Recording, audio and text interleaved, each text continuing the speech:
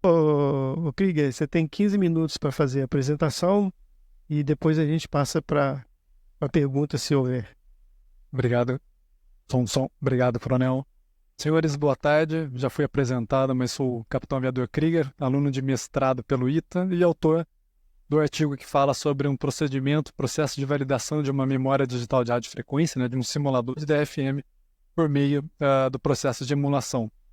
Coautores, o Coronel já comentou, mas são os professores doutores Renato, Dimas e o próprio Coronel Olímpio. Para a apresentação do artigo, nós vamos seguir esse breve roteiro. Vou comentar rapidamente uma rápida contextualização do cenário da guerra eletrônica inserido, né, tendo o DRFM inserido nesse cenário.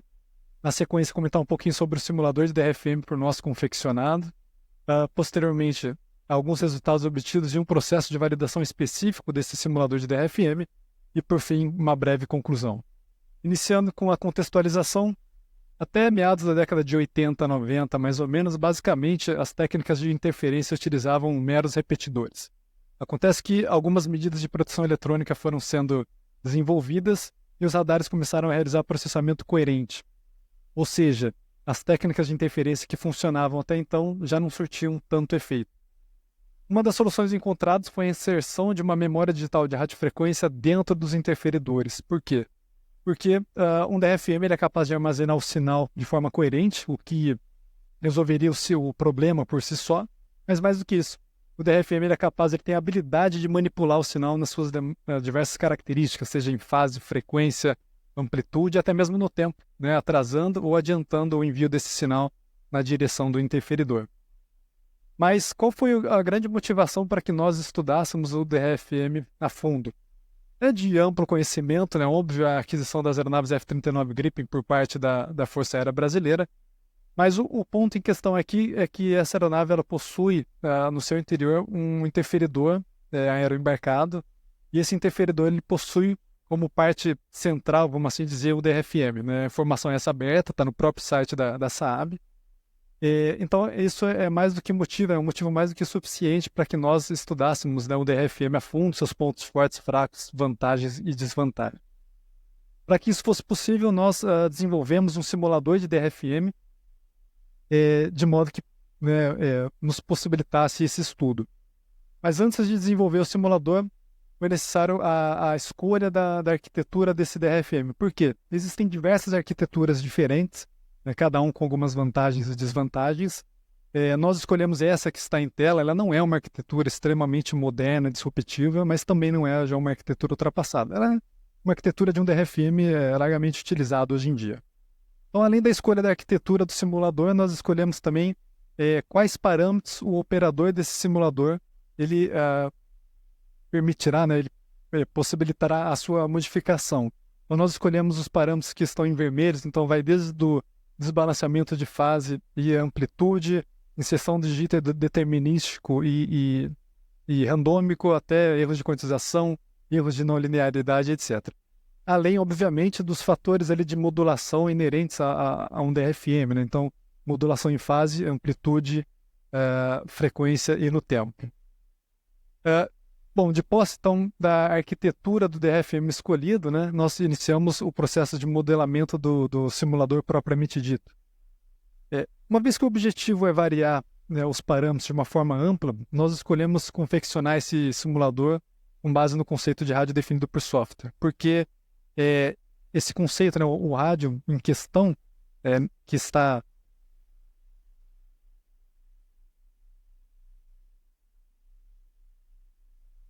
Tchau, voltou. Então, nós escolhemos o conceito de rádio definido por software porque ele permite uma rápida variação dos parâmetros com custos reduzidos ou até mesmo sem custo nenhum, como foi o nosso caso. Então, o nosso simulador de DFM ele funciona essencialmente conectado a outros dois equipamentos. O primeiro deles, um digitalizador de sinais, que vai basicamente transformar o sinal do domínio analógico para o domínio digital.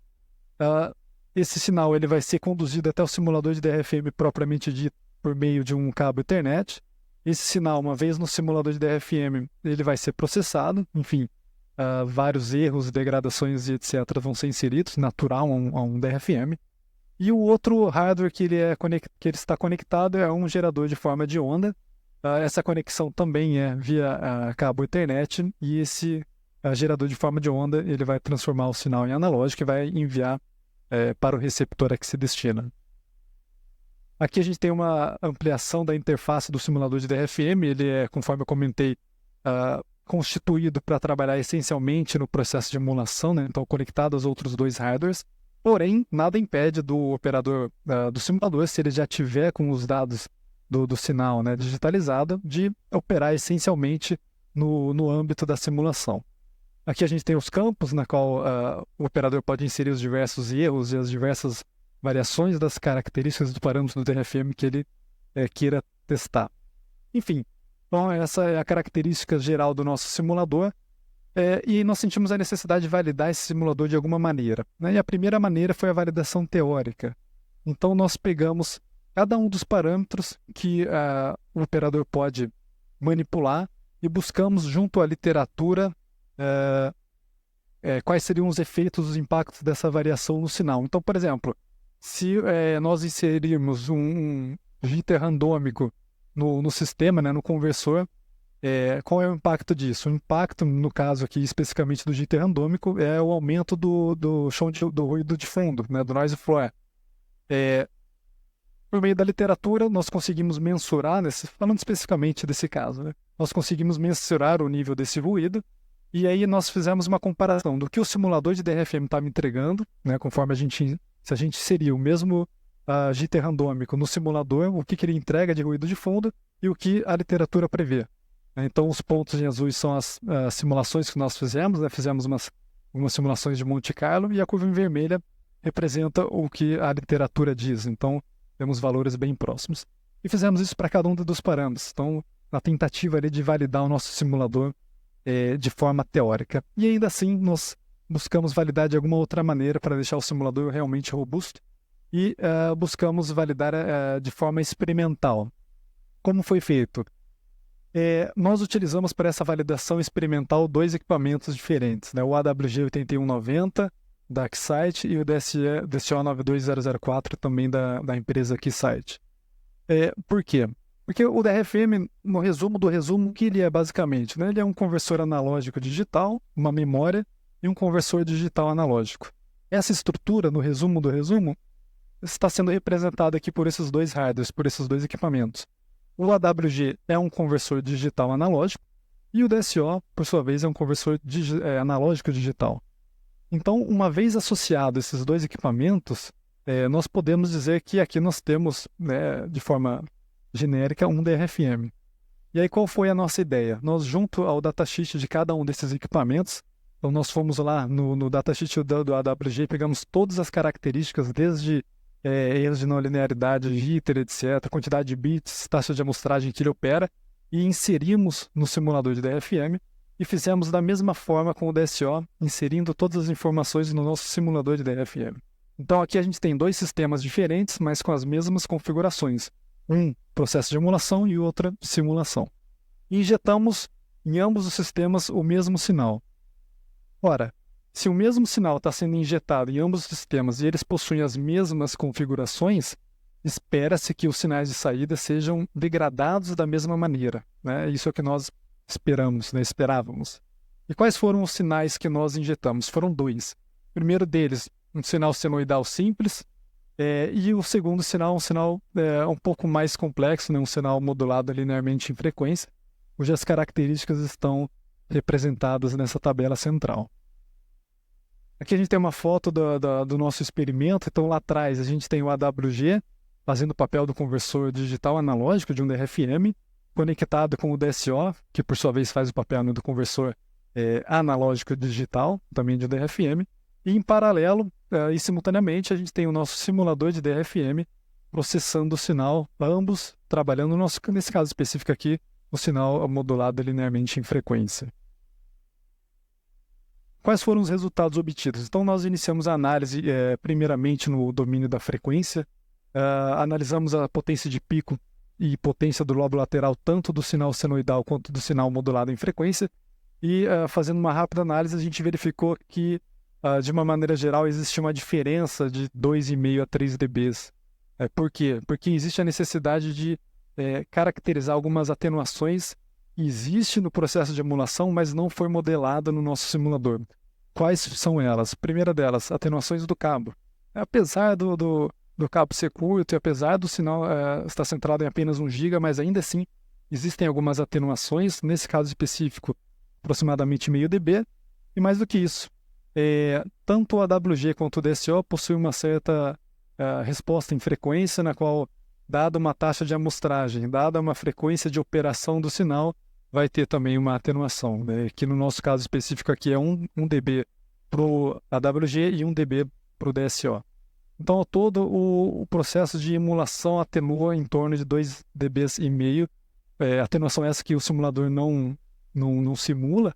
Então, fazendo as devidas correções, aí sim a gente tem resultados mais próximos do que nós esperávamos, né? Então, o sinal ele foi degradado em termos de potência de pico e potência de lóbulo lateral da mesma forma, uma vez que eles detinham os sistemas, né, detinham as mesmas configurações.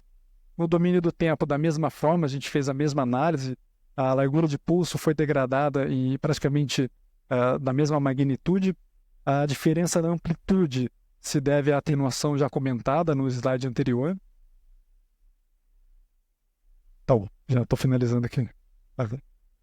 E aí, com ela, voltando no domínio da frequência, analisamos também a largura de banda de meia potência, então 3 dB abaixo da potência de pico, também valores bem próximos do que nós esperávamos. O noise floor, né, o ruído de fundo também, e esse parâmetro, essa característica exigiu uma atenção especial da nossa parte, uma vez que praticamente todos os parâmetros influenciam direto ou diretamente no nível do ruído de fundo. Mas mesmo assim, obtivemos valores bem próximos, tanto do sistema de emulação quanto do simulador de DRFM. E por fim, já finalizando, realizamos a análise por meio de alguns espectrogramas para realizar uma análise mais profunda da frequência. A frequência continuou centrada em 1 GB, não sofreu alteração. E um outro fator interessante é a taxa da modulação em frequência, importante porque pode ser que impacte ali nesse sinal, na relação sinal-ruído, ao passar por um filtro casado e um receptor radar. Então nós medimos se houve alguma degradação em termos dessa taxa, né, de modulação em frequência, e ambos os sinais obtiveram, né, resultados. Nós medimos resultados bem próximos, bem parecidos.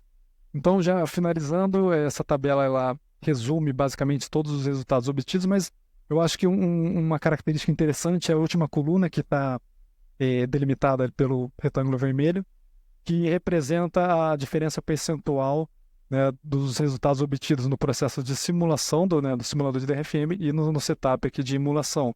Então, de uma maneira geral, a diferença percentual foi bem baixa, né, para todos os parâmetros analisados. E mesmo se nós considerarmos aqui a largura de banda de meia potência do sinal senoidal, que deu em torno de 2% a diferença, né, entre o simulador e a emulação, ainda assim, para os nossos propósitos, é um valor bem baixo. Dessa forma, já concluindo, podemos afirmar que a constituição, né, o modelamento de um simulador de DFM no conceito de rádio definido por software é extremamente interessante, traz diversas vantagens e benefícios, porém necessita-se validar, né, esse simulador de alguma maneira.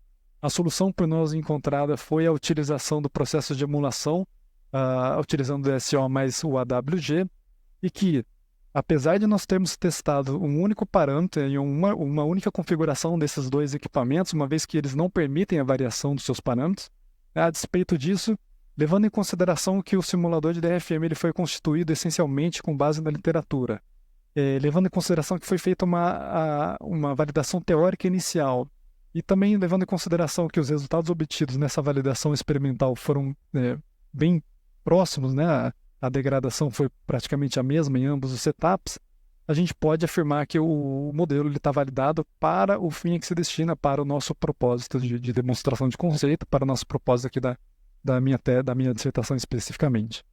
Senhores, era isso que eu tinha para falar. Muito obrigado.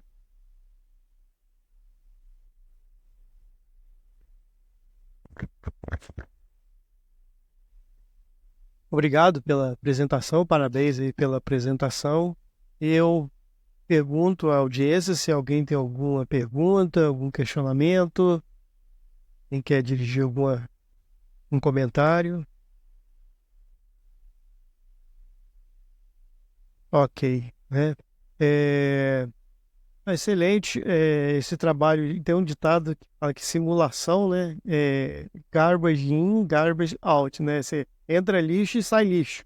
Quando você mexe com simulação, né? Você tem que ter uma análise muito criteriosa, né, dos dados da simulação, porque se você errar o modelo ou até mesmo errar um parâmetro de entrada, você vai achar que está tudo funcionando e na verdade está assim, tem um grande erro embutido lá. E esse processo aí de emulação para validar esse conceito, né, é, transmite bastante segurança, né, ao trabalho. Então, tem uma excelente qualidade aí, esse trabalho nesse sentido de validar o modelo de simulação.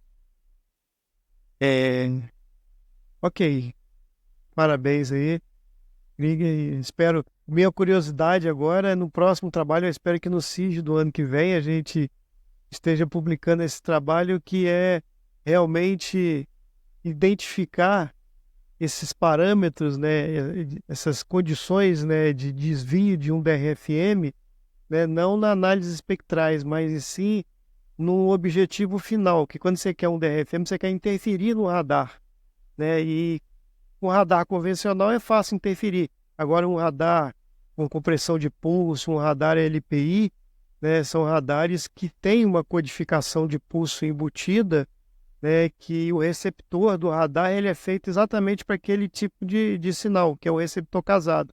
E o DRFM é um, é um, é um outro emissor que não é o emissor do radar. O sinal que bate e volta no eco é o sinal do radar. O do DRFM é um sinal fake, ok? E isso é o que importa, é como se esse sinal ele é eficaz ou não e o quanto esses erros são relevantes, né, no produto final. Ou seja, resumindo a pergunta lá, como mineiro que sou, esse pulso entra ou não entra no radar? É isso que a gente está buscando saber. Eu espero que no ano que vem a gente tenha esse paper pronto aí para colocar aqui no CIS. Obrigado. Obrigado, Coronel. Salva de palmas aí pro